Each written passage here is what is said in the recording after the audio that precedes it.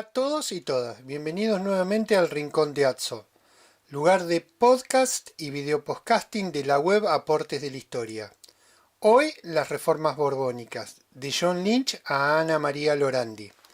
En la dirección, Max Manovar Duarte y con la producción de manera remota y guiones, Francisco Colonna y Juan Oliva Pipea.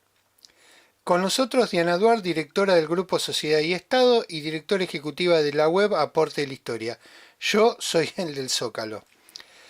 La idea obviamente no es hacer un tratamiento detallado de las reformas borbónicas, sino visibilizar problemas que plantean los historiadores y que pueden ser enunciados en el aula, Diana. Nadie dice que esto sea sencillo. Sería imposible hacer un detalle de la producción de John Lynch, y si lo intentáramos, el resultado sería sumamente injusto. Lynch se definía como un latinoamericanista. Fue un historiador muy influyente en nuestro continente por sus ideas y posiciones para explicar el mundo tardocolonial, y uno de los primeros en articular explicaciones desde ambas orillas del Atlántico. Muchos de sus planteamientos fueron canónicos. Sobrevivieron mucho tiempo y se alegró que colegas superaran su trabajo con la generosidad que lo caracterizaba. Puso en escena estas tesis que derrumbaban las certezas de su labor, Diana. En este punto tengo que rescatar tres trabajos. El primero, injustamente olvidado. Ni siquiera estimo está en módicos capítulos fotocopiados de algún programa universitario. Me refiero a la Administración Colonial Española de 1782-1810, el sistema de intendencias en el Virreinato del Río de la Plata, publicado en 1958 y tempranamente traducido por Eudeva en 1962. Es una obra con un enorme valor, ya que significaba la ruptura con la escuela historiográfica de las instituciones o del derecho indiano. Fue muy respetuoso de esta escuela y de uno de sus mayores exponentes, Rabiniani. Él era parte de la escuela de las instituciones de Inglaterra y tenía un nexo muy importante con la escuela de las instituciones de los Países Bajos. Los Países Bajos tempranamente los historiadores trataron de explicar por qué ellos tuvieron la república que tuvieron, ¿sí? Que era muy distinta que la república italiana. Estos planteamientos de los historiadores de la escuela de los Países Bajos está presente en sus dos grandes trabajos sobre las monarquías españolas, de los Austras y de los Borbones. Y básicamente lo que hace esta escuela es rescatar a Jean de Cour, que era un teórico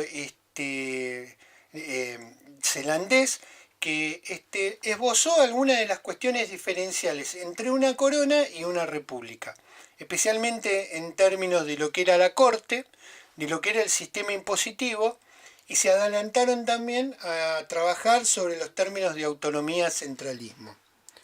Por eso rescato a Jean de Cour, que fue muy influyente para los ilustrados y para la Revolución Francesa y especialmente para los revolucionarios norteamericanos.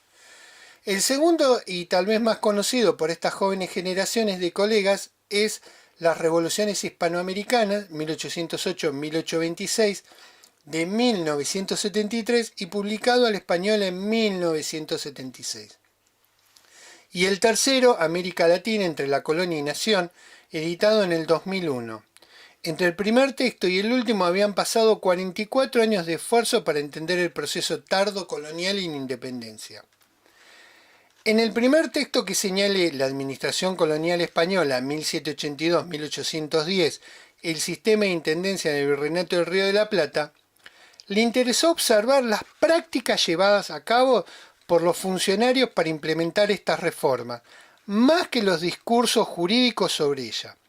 Pero además las resistencias que generó tanto en las élites comerciales españolas como en Hispanoamérica, además de visibilizar otros agentes y actores y ver las formas de ejercicio en el campo de lo político. Cuestión central en los actuales abordajes, Diana, obviamente sin los dispositivos teóricos que hoy poseemos. Me gustaría rescatar algunas cuestiones. El sistema de su obra, ¿no? El sistema colonial implementado por los austrias o los Habsburgos había fracasado en el siglo XVIII en sus objetivos, los cuales eran gobernar un imperio y explotar la riqueza de las colonias en beneficio de la Real Hacienda, o sea, de la corona. Los Borbones hacen profundas modificaciones administrativas en España para cambiar la relación muy deteriorada con sus colonias, que fueron resistidas por los intereses que querían continuar con el estilo de los austrias, tanto en la península como en América. También van a proponer reformas comerciales. Las más conocidas son habilitar nuevas rutas o nuevos puertos. Pero lo que hay detrás es construir un libre comercio monopólico, es decir, que se pudiera comerciar libremente entre españoles y criollos. Los diversos ministros borbónicos observaban todos el mismo problema, nos señala Lynch. Las potencias extranjeras extraen las riquezas y abastecen con mayor eficiencia a las colonias españolas, aun con el rígido monopolio de los austrias.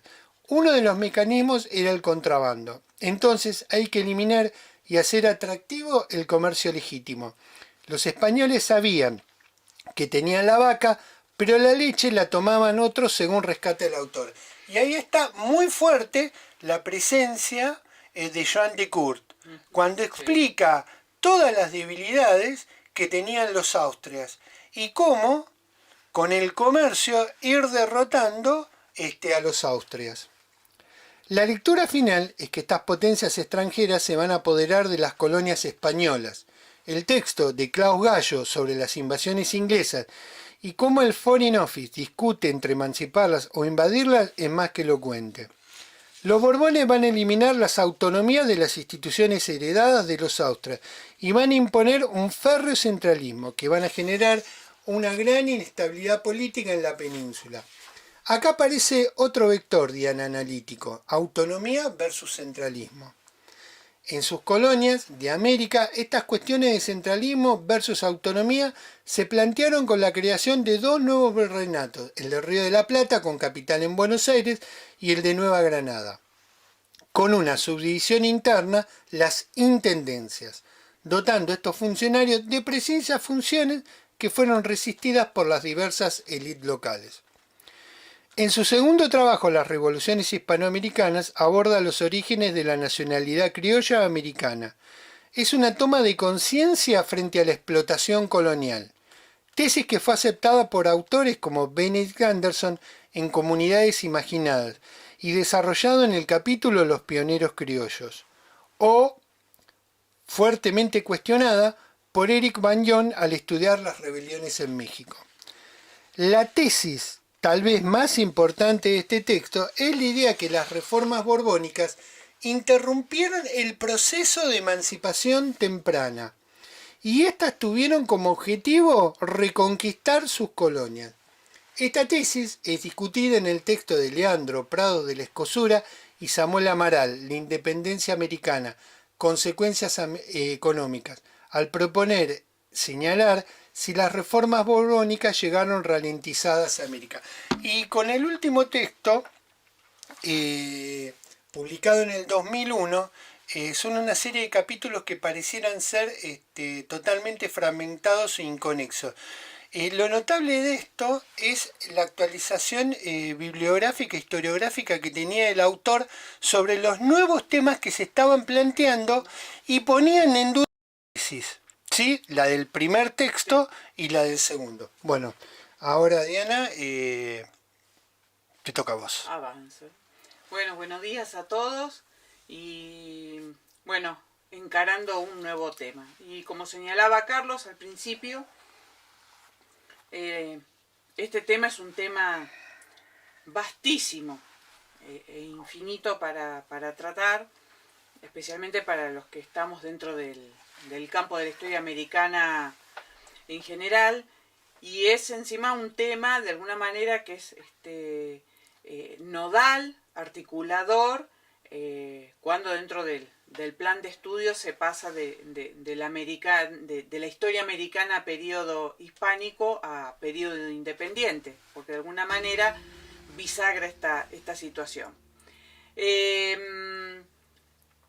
Vamos a a trabajar, vamos a comentar un poco las ideas de Ana María Lorandi. Sí, me encantó ese libro, Diana. Gracias por la recomendación. El libro es, todo el trabajo de Ana María Lorandi y muy conocida dentro del ámbito académico, pero bueno, para nuestros seguidores por ahí necesitan una guía.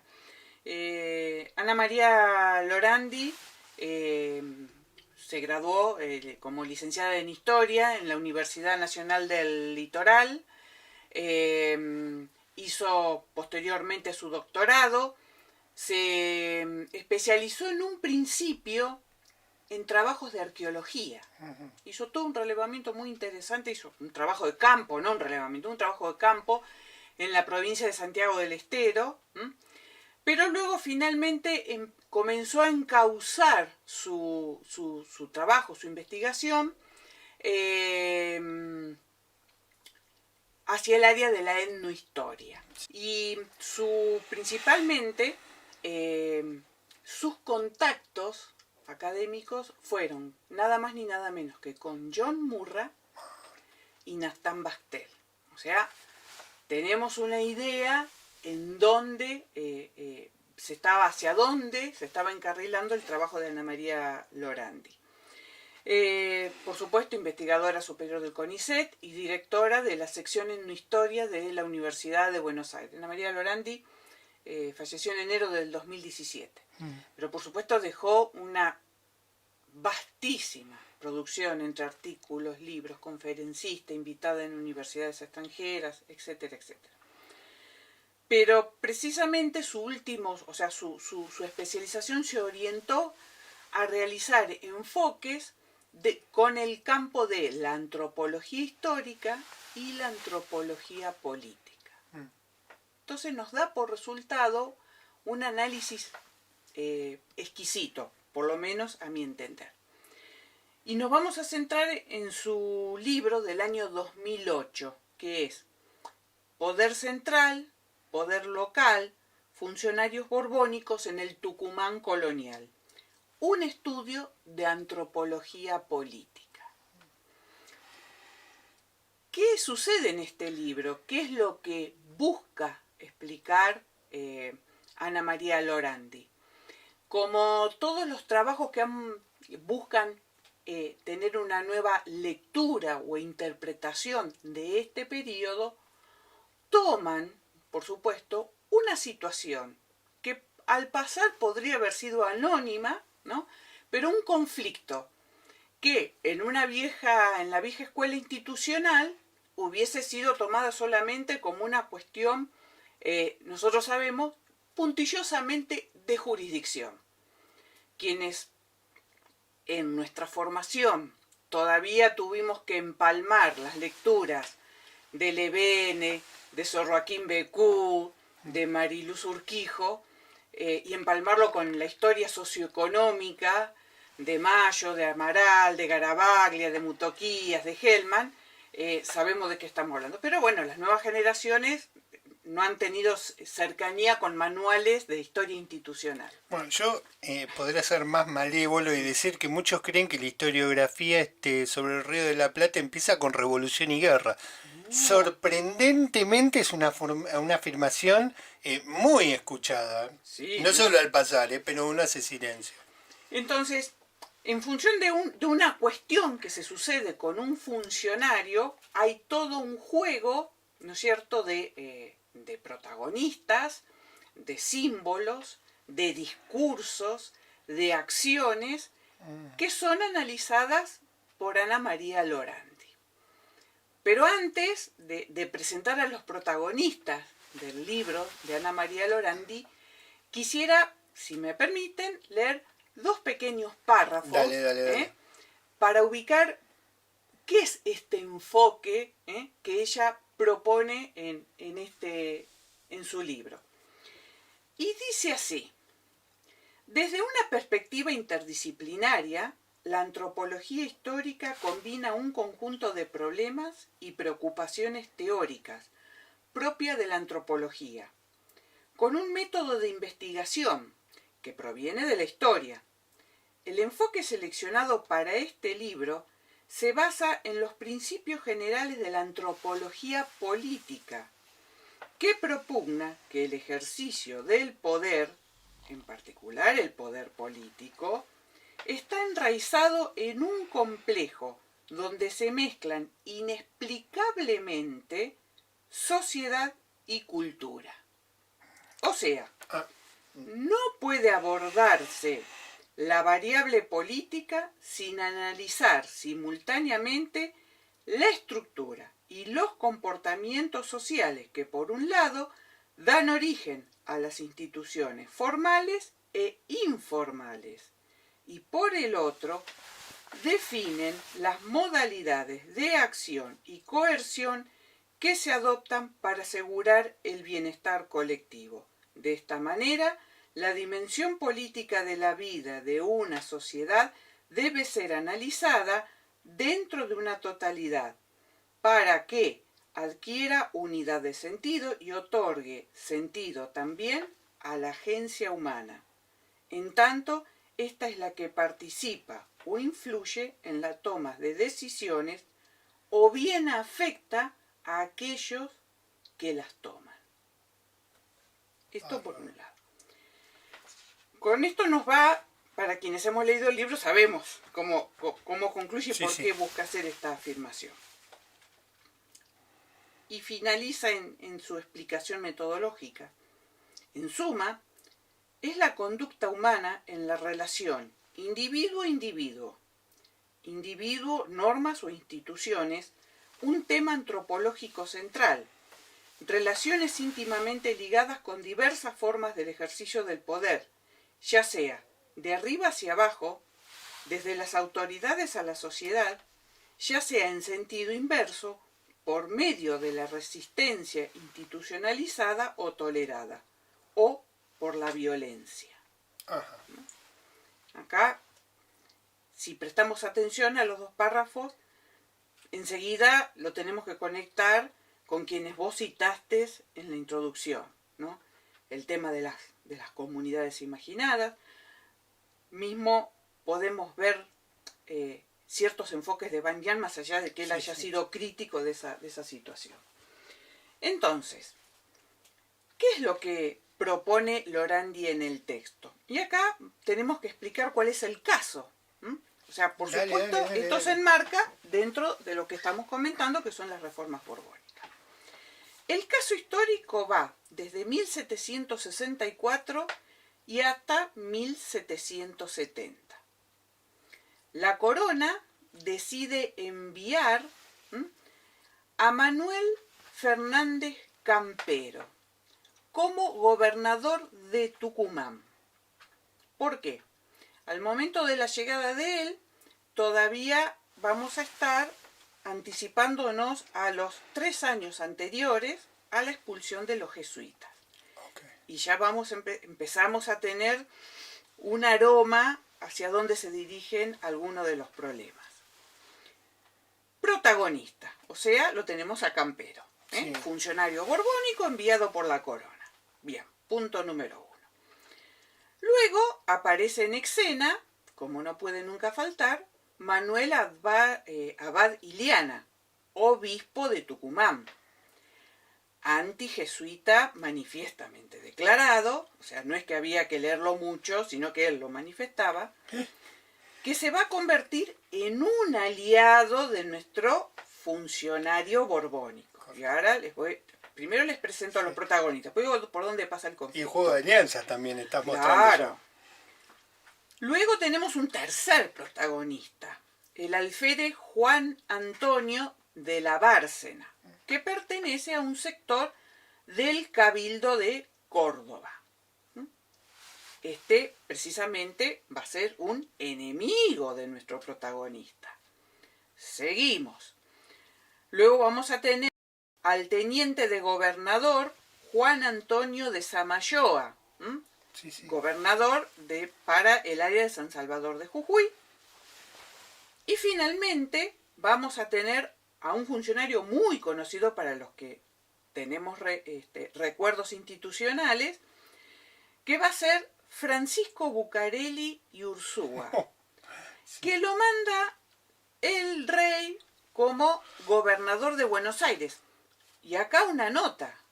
De alguna manera, que lo mandaran como gobernador a Bucareli era bajarlo de estatus. ¿Por qué? Porque Bucareli era un noble, segundo, con una vasta trayectoria dentro de la burocracia imperial, pero él venía de ser virrey de Mallorca. O sea, en el cursus honoris español uno asciende, no le demeritúan su carrera, pero evidentemente parece ser un pedido personalísimo del rey y Bucareli acepta venir como gobernador. Teniendo en cuenta que luego va a ser virrey. Sí, sí. Claro. Nosotros hablamos como si fueran parientes. Claro, exactamente. Como si fueran parientes. Entonces, sí. Hasta con cariño. Hasta con cariño. Sí. Entonces, ¿cuál es la situación acá? Punto número 1. A Campero lo mandan con varios objetivos. Una cuestión está relacionada y él va a tomar acción en lo que va a ser la futura administración de las temporalidades cuando sean expulsados los jesuitas. Que Carlos estudió mucho. Y especialmente rescató ese manual de administración de las estancias jesuitas. Sí. Así que, punto número 1, expulsión. Segunda cuestión, lo envía porque hay un conflicto de límites, más que un conflicto de límites, hay una duda sobre la penetración lusitana a través de Moxos, en Bolivia, la frontera más norte, ¿no? A través del Mato Grosso. Con lo cual, Campero va a tener que disponer de leva y movimiento de hombres para defender esa frontera. Segunda cuestión, eso implica requerimientos de caja. Entonces se predispone a diríamos hoy nosotros, reasignar partidas del presupuesto. Tema muy sensible. Sí, sí. Porque ¿de dónde se va a recaudar? Especialmente los Borbones. Claro. Entonces, hasta ahí, ¿cómo se plantan estos amigos y estos enemigos? El obispo de Tucumán, obvio, va a ser un gran aliado de Campero porque quiere estar a la vanguardia en el proceso de expulsión de los jesuitas. Claro. Y obviamente tener un lugar, una capacidad de decisión en lo que va a ser la conformación de las temporalidades. O sea, ¿con qué se va a quedar de los jesuitas? Claro. O sea, las temporalidades, sabemos, es esa institución que se genera a los efectos de administrar los bienes que van a quedar de los jesuitas. Sí. Punto 1. ¿Qué sucede? ¿Por qué es enemista con el teniente de San Salvador de Jujuy? Porque la leva va sobre esa jurisdicción. Entonces le dice, bueno, dame tus hombres porque los tengo que trasladar a Moxos. Y el alférez le dice, no, los hombres por organización jurisdiccional tienen que quedar acá y aparte yo corro un riesgo muy severo al desproteger la seguridad de los territorios. O sea que tenemos un amigo y un enemigo. Y luego lo tenemos a Bárcena. ¿Por qué Bárcena? ¿Qué tiene que ver acá? Porque los requerimientos financieros van a recaer sobre el Cabildo de Córdoba. Entonces le dice, bueno, lo que se recauda por impuesto de sisa, me lo transfiero para con eso poder movilizar estos recursos. Entonces, claro, este funcionario, y ahí vamos a ir, evidentemente, él, ¿qué hace? O sea, no es antojadizo. Él viene con un pliego de funciones. El rey le dice, bueno, jesuita, frontera, recursos, actúe en consecuencia. Pero todos los poderes locales afincados acá le van a decir no. Son las resistencias. Son las resistencias. Porque claro, ¿qué le comienzan a decir cada uno de los enemigos? Iliana está chocho que expulsaron a los jesuitas. Pero ¿qué le comienzan a decir? No, porque de acuerdo a tal real ordenanza de tal año y de acuerdo a lo dispuesto por la audiencia en tal otro año, ¿qué le empiezan? Pero esa es una legislación de los Austria. Ahí vamos a ir después con la interpretación. Exacto, general. Discúlpame. Porque, y ahí después vamos a ir a lo que observa Ana María Lorandi. el conflicto empieza a escalar de tal manera que ahí es donde el rey lo manda a Bucareli, para que de alguna manera trate de calmar todos estos ánimos. Porque el problema de Campero es que a él, al seguir insistiendo en función de ser un respetuoso funcionario de las órdenes que le dio el rey, los poderes locales le empiezan a generar situaciones judiciales por el cual está violando jurisprudencia, jurisdicciones, interpretaciones, aplicaciones, o sea, todo el conglomerado que se tejió a lo largo de 2 siglos y medio de los Austrias. Exactamente, porque uno cree que las reformas borbónicas, y eso lo señala Amaral, uno que cree que viene, saca lo anterior y está lo nuevo. Y de hecho son irregulares en su aplicación, porque lo que se suele, lo que está, vamos a decir, consensuado en líneas muy generales, es que en la primera parte, la primera etapa, o sea, hasta mediados del siglo XVIII, la aplicabilidad de esas reformas no fue una conducta sostenida en el tiempo por parte de la corona, sino que eran intenciones, eran medidas más de carácter aislado. Sí, como en la península pasa lo mismo. En la segunda mitad del XVIII, ahí sí, hay una decisión, una definición y una puesta a punto para tener un programa de aplicación y avanzar sobre estas reformas. Para poder afrontar todas estas cuestiones que le van poniendo el Cabildo de Córdoba, el Teniente Alférez de San Salvador de Jujuy, todos empiezan a recurrir ¿a quién? A la audiencia de Charcas, claro, y a la audiencia de Lima. Porque ahí todo el mundo, diríamos nosotros, en el barrio se conocía y podía obtener fallos favorables para tratar de frenar la acción del bueno de Campero. Claro, de un funcionario enviado por el rey. Por el rey. Para ejecutar reformas. Para ejecutar reformas. Cuestiones muy puntuales. Correcto, sí. Bien. Bucareli, ¿qué va a hacer? Bucareli, como gobernador de Buenos Aires, va a interceder frente a la audiencia de Charcas y frente a la audiencia de Lima, con todo lo que esto nosotros sabemos que significa, sí, para que no actúen en contra de Campero.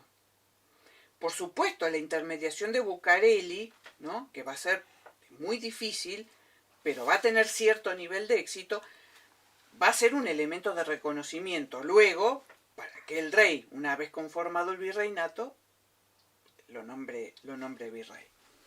Entonces, ¿qué hace Ana María con este contexto, con esta situación?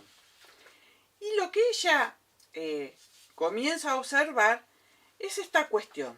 Dice, bueno, las reformas borbónicas son un esfuerzo por tratar de controlar los reinos de ultramar y la resistencia que las sociedades locales, forjadas sobre la autonomía de los Austrias, ahí vamos coincidiendo con Lynch. Y con la escuela de los Países Bajos. De los Países Bajos, sobre la autonomía que habían ganado en los Austrias. Y acá podemos recordar otras observaciones. Por ejemplo, la de, por citar 2 casos clásicos, Jorge Hellman y Zacarías Mutoquía. Sí. Entonces, tanto los dos dicen, a partir del momento 0 de la conquista, comenzó una negociación permanente y eterna entre el poder de la monarquía y los poderes locales. A tal punto que Hellman elabora, cuando se habla, porque una de las cuestiones que se le indignan al sistema son los niveles de corrupción. La corrupción es una panoplia de interpretaciones de qué podía ser la corrupción. Y Hellman dice, en realidad no hay que verlo nosotros cómo entendemos la corrupción en términos contemporáneos, como algo que se degenera, que se desvirtúa. Y Hellman lo explica como una válvula de presión.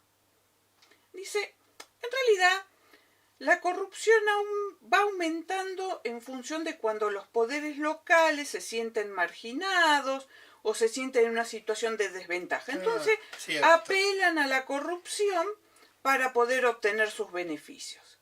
La corona negocia, le habilita ciertos derechos, prerrogativas, concesiones, negocios, pongámosle todo lo que queramos, y cuando se otorga eso, dice, esa bomba de presión baja en intensidad.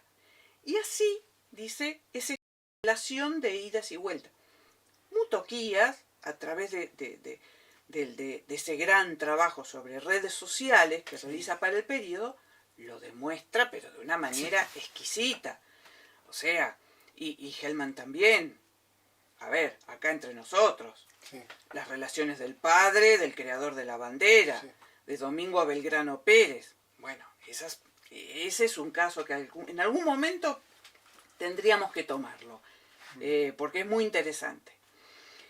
Entonces, ¿qué es lo que propone Ana María Lorandi? Ana María Lorandi dice, nosotros tenemos un entramado de 2 siglos y medio de jurisdicción, de jurisprudencia elaborada por los Austrias, con una concepción del poder. Y evidentemente sobre eso se quiere montar un nuevo esquema de funcionarios y de reformas borbónicas. Es como querer encastrar un círculo en un cuadrado. Es imposible, no enrosca, no empalma. Y es obvio que los poderes locales se sentían muy cómodos con esos 2 siglos y medio de jurisdicción elaborada en ese eterno proceso de negociación entre las localías y la corona. Entonces, ¿qué dice Ana María Lorandi? Dice, la perspectiva micro, ¿no? O sea, focalizarnos, encontrar el significado a este conflicto. Correcto. Y como señala Ana María Lorandi, hay infinita cantidad de conflictos. Y ella describe muy bien a los agentes y a los actores. Eso está muy bien. No, está muy bien. O sea, y los acuerdos o consensos con los conflictos y cómo se resuelven en esas prácticas. En el libro lo que se observa, más allá de nuestros 5 protagonistas que presenté, detrás de cada uno de ellos se comienzan a enfilar una serie de agentes y de actores que presionan, y no solamente tiene que ver sobre este caso puntual, porque vos te das cuenta que la acción de estos agentes, estos actores, están vislumbrando los riesgos que pueden correr si permiten un avance. O sea, acá hay un proceso de resistencia a estas implementaciones. Entonces dice, en realidad, dice, esta perspectiva micro, esta lectura desde el campo de la antropología política, lo que nos permite es ver cómo los funcionarios enviados por la corona tuvieron que enfrentarse sin tener un marco legal propio renovado, sin tener una nueva concepción de la ley y sin tener jurisprudencia propia. Acá hay un problema que son la superposición de roles, de instituciones, sobre otras que preexistían. Entonces, no son solamente las acciones de querer ocupar el lugar de, dice, también hay que prestarle mucha, pero mucha atención a los lenguajes políticos. Exactamente, el discurso. A las prácticas discursivas, y ahí tendríamos que ir a leer a Noemí Goldman, por ejemplo. ¿Por qué? Y esto donde también rescatando, y acá vamos a empalmar a Lorandi con Lynch, porque tal vez dentro de este ejemplo el más contundente esté dado en el caso de los intendentes. La institución de la intendencia, en realidad, nosotros sabemos que por pertenencia, en 1776 se crea el Virreinato del Río de la Plata. El virreinato hacia adentro va a ser dividido en 8 intendencias. Unas con mayor centralidad y otras, vamos a decirle, más autónomas. Con un rol más periférico, más autónomo. Por supuesto que la Intendencia de Buenos Aires tiene una concentración de poder tremenda, porque lógico, preexiste el puerto, luego el área de expansión de gobernación va a ser cabecera del virreinato y va a ser cabecera de intendencia. O sea que vayamos imaginando los conflictos políticos que ahí se suscitaban. Es casi una Bruselas moderna. Bueno, claro, capital de la Comunidad de la Unión Europea, capital de su propia jurisdicción. A mí, ¿sabes lo que me encanta de estos modelos analíticos? Es la vuelta de las ciencias políticas, ¿no? Y además de la historia política. Y que además nos permiten ver estos procesos de transformación de los estados, ¿no? En esto de las continuidades o las rupturas, ¿no? Por eso el modelo analítico para mí es tan dúctil a la hora de también poderme mover entre el pasado y el presente y hacer esas conexiones, que es lo que siempre decimos. Disculpa la interrupción, Nini. Una cuestión respecto, antes de seguir con el tema de intendencia, que decíamos, esto de cuestión de Lorandi, sobre estos funcionarios que llegan sin un encuadre legal propio, sin una jurisprudencia propia, es, por supuesto, es muy rico el libro. ¿Por qué? Porque el libro lo divide en 5 partes. Primero hace un panorama social, cultural, político de cómo era el Tucumán de la época. Luego, más o menos, en otro capítulo, cuáles son los lineamientos borbónicos en esa política nueva que encara. Pero en el capítulo 3, 4 y 5, en realidad ahí se pone lindo el libro, porque está la trama del conflicto político, de las tensiones. Ya no es tan abstracto, estamos viendo a los actores y a los agentes. Y con un recurso no solamente epistolar, sino las resoluciones de las audiencias, los escritos de los gobernadores, cómo también aparece el obispo, cómo aparecen otros obispos, cómo se interceden las personas que estaban más allegadas a los jesuitas o no. Es realmente apasionante leer, porque ahí se redimensiona esta idea de las prácticas discursivas, sobre todo siendo que los Borbones desarrollaron, o el periodo borbónico, no los Borbones, desarrolló todo un lenguaje, como dice Mutoquia, genuflexo, ¿no? Así de mucho, muy barroco en cuanto a cómo uno se dirigía al rey y todas las alabanzas y méritos. Pero volviendo un poquito a este problema de funcionario borbónico que se quiere implantar sobre un marco Habsburgo, está el tema de las intendencias. Y los intendentes vinieron a hacer una fórmula de solución a esta idea de la capacidad ejecutiva de las decisiones, a la centralidad en la toma de decisiones. ¿Por qué? Porque durante los Austrias se habían rodeado sus distintos organismos de consejos. Los consejos estaban integrados por personas y esos funcionarios a su vez tenían asesores, o sea, nada raro de lo que podemos escuchar hoy en día. ¿Y qué terminaba sucediendo? Que tenían una capacidad ejecutiva dudosa. Los Borbones dijeron, no, consejos no, intendente. ¿Y en España primero? Pues empecemos por España, obvio. ¿Cómo piensan en esa figura? Bueno, los Borbones españoles reflexionan, miran hacia atrás, miran a sus parientes franceses y traen para España una institución que a los Borbones franceses le había funcionado pero maravillosamente bien. Los antecedentes de los intendentes en el caso de Francia aparecen ahí por el siglo XVI aproximadamente, y no dejan de ser delegados personalísimos del rey. Luego se los ve con un mayor grado de participación durante el siglo XVII en las provincias reales, dentro de lo que es Francia.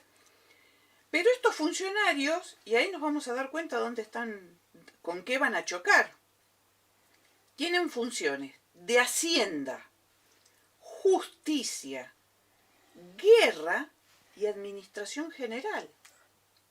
Pensemos todas las instituciones heredadas de los Austrias que tenían funciones de hacienda, justicia, guerra y administración general. Y los conflictos que esto generó en las cortes en las penínsulas, que eran profundamente, ya tenían un largo camino de autonomía hecho.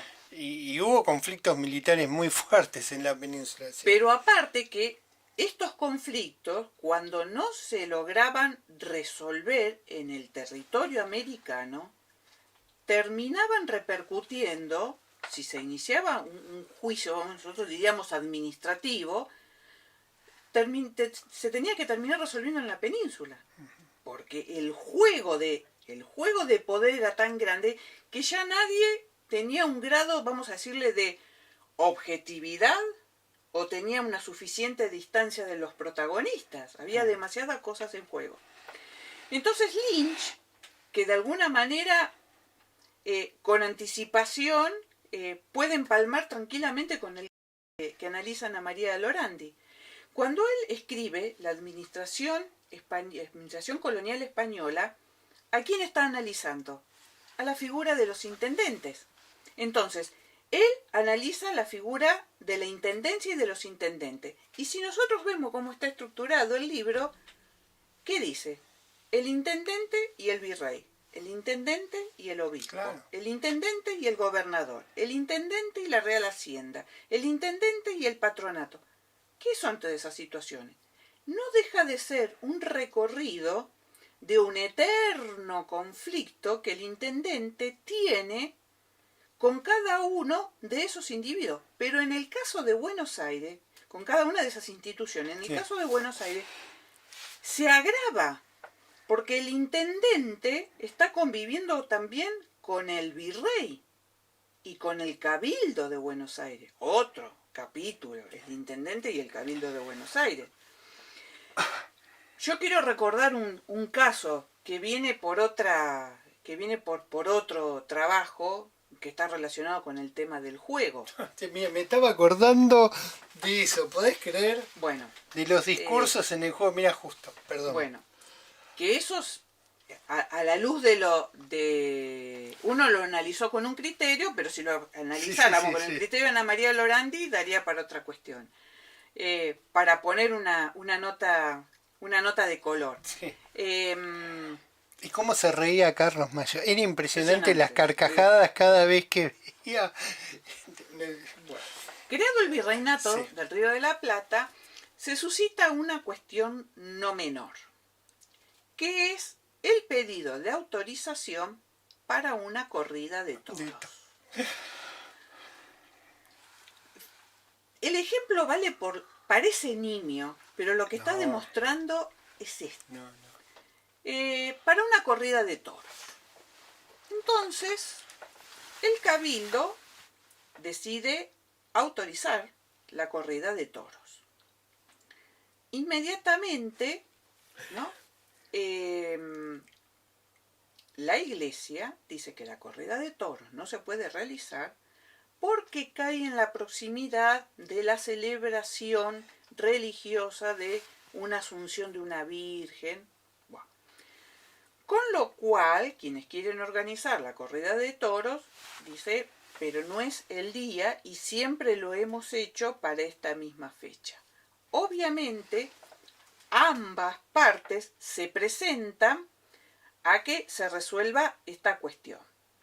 Entonces, primero, el cabildo le da la razón a quienes quieren organizar la corrida de toros. Sí. La iglesia, no contenta, se va a dirigir al intendente. Entonces, el intendente dice que, de acuerdo a la norma, bueno, que tendría que correrse, busca como un camino intermedio. Pero evidentemente ahí no quedan ni contentos, ni la iglesia, ni los que quieren organizar la corrida de toros, que eran los que tenían la concesión de la plaza de toros. Sí, sí. O sea, la gente necesitaba caja, ingresos. Sí, sí, sí. Pues bien, no se pone de acuerdo el cabildo, no se pone de acuerdo el obispo, no se pone de acuerdo el licenciatario de la plaza de toros y tampoco el intendente. Entonces, recurren al virrey. Y el virrey, finalmente, por cuestiones que, bueno, hay otras lecturas, decide zanjar a favor de la iglesia. Dice, bueno, no, la corrida de toros se va a tener que posponer una vez que pase la fecha religiosa. Pero no contento con ello, la iglesia, ¿no es cierto? Y quien tenía por supuesto, la iglesia se sentía beneficiada, pero quien tenía la concesión de la corrida de toros y quien en principio le había dado en parte la razón al concesionario, que era el intendente, no están conformes con la decisión del virrey. Conclusión, el expediente por la corrida de toros terminó en la península. Y va a tener que ser el rey quien 2 años después, pensemos un poco, da la razón y dice que se haga la corrida de toros. Exactamente. Pero lo más gracioso de ese expediente, yo no sé si lo trabajó Laura Cabreja o Daniel Virgili, era el problema que se suscita de los espacios que debían ocupar las autoridades según el modelo de los Austrias, en las gradas. En las gradas de la plaza. No me acuerdo si fue Daniel o Laura, está el libro por ahí, no puedo cruzar la cámara. Pero bueno, por eso les digo, desde una cuestión que podríamos decir el caso de Ana María, ¿no? Que es una cuestión de centralidad política acá. De centralidad y de discurso, este ejemplo nimio, porque el bueno de Campero, del protagonista de Lorandi, viene con una serie de encargos bastante difíciles de afrontar. Frente a una corrida de todo parece nimia, pero toda situación que se genera en este periodo tiene esta permanente compulsa entre las viejas tradiciones, los poderes locales, las localías y, por el otro lado, el poder central. Que hasta es más, si queremos, hay muchos acontecimientos tempranos, pero por ejemplo, el pedido que en su momento, en el siglo XVI, los encomenderos le van a hacer al emperador para que, a través del pago de un canon que para la época era multimillonario, en ducados de oro, para que decretase, resolviera a favor de las encomiendas a perpetuidad. Esa es una demostración de del poder local por sobre el otro poder, y que las casas es un gran denunciante de ese contexto. O sea que, como eso, podemos ir viendo. Lo que pasa que esas localías que se venían desarrollando, aparecen, por supuesto, en una situación de conflicto mucho más tensa a la luz de la política borbónica. Por supuesto, como hacemos siempre con nuestros podcasts, les recomendamos que, si nos van a seguir, vayan recomendando el libro, pero la verdad que es muy interesante, y sobre todo, vuelvo a reiterar, en la segunda mitad del libro, o sea, la parte, los capítulos 3, 4 y 5, en donde se ven las cartas, las presentaciones, los recursos, amparos, y cómo se busca en el último detalle preservar esas prerrogativas. Sí. Yo tengo que ser malo, ¿no? ¿Por y bueno, vos sabés que yo tengo que ser malo, no puedo. Es más fuerte que vos. Sí, es más fuerte. Es como me pasó la otra vez hace bastante tiempo con un colega que estaba haciendo las prácticas. Yo le dije, mirá, estás enseñando historia. La historia no es un recurso. No. O sea, vos utilizás otros recursos para enseñar historia, le digo, en esta discusión sobre las reformas borbónicas, ¿no? Fue muy divertida, ¿no? Porque él se rió, obviamente, pero yo creo que es muy importante esto, ¿eh? Muchas veces uno, cuando se está formando, terminó su carrera y con el apuro y que no tiene tiempo y esto y lo otro y tantas cuestiones, yo creo que a veces hay que ver cosas, los viejos clásicos, y también este texto fantástico de Ana María Lorandi, porque también ya no es la historia política del acontecimiento. No. Estamos hablando de otra cosa. Mira, acá me hacen una pregunta para finalizar, porque la gente dice que escucha de manera soterrada. Sí, cuando vos te referís a mí con un nombre. Es como no se escucha muy bien Y la gente dice, sí, está diciendo eso que nosotros escuchamos. Esto es para los más viejos, no para los más jóvenes. Para los más jóvenes. Sí, a ver, Diana, porque realmente decilo como me llamás o me llaman acá en casa. Lo solemos denominar, tiene dos estratos académicos, profesor Neurus o doctor Neurus, son dependiendo del contexto. Sí, exactamente, me dicen Neurus. Es así, quédense tranquilos que me dicen Neurus. Y acá, bueno, esto en el podcast no se va a ver, pero tengo la primera edición de John Lynch de las Intendencias, que nunca lo presté y tampoco te lo perdí. O sea, es una de las pocas joyas que no salen de la biblioteca. Los libros, yo los presto. Tienen, los libros tienen, para el autor tienen un contexto y una historia de por qué llegan a escribir ese libro, y quienes compramos libros también tenemos el contexto en que lo podemos adquirir, y la verdad fue de esas joyas que uno conseguía cuando repasaba sus programas, en la época de que no había libros de PDF, ¿no? Y tenía que uno salir a perseguir sus libros por librerías raras en Buenos Aires, y en una librería que creo que todavía está abierta, ahí en la zona de tribunales, que se llama Platero, uno podía llegar a conseguir, entre comillas, incunables de la historia. Y este texto de Lynch, que esa parte tiene publicado por Eudeva, también recuerda a la Eudeva de oro, que tenía a su disposición fondos impresionantes para poder adquirir derechos de grandes obras, pero no solamente de historia, las disciplinas.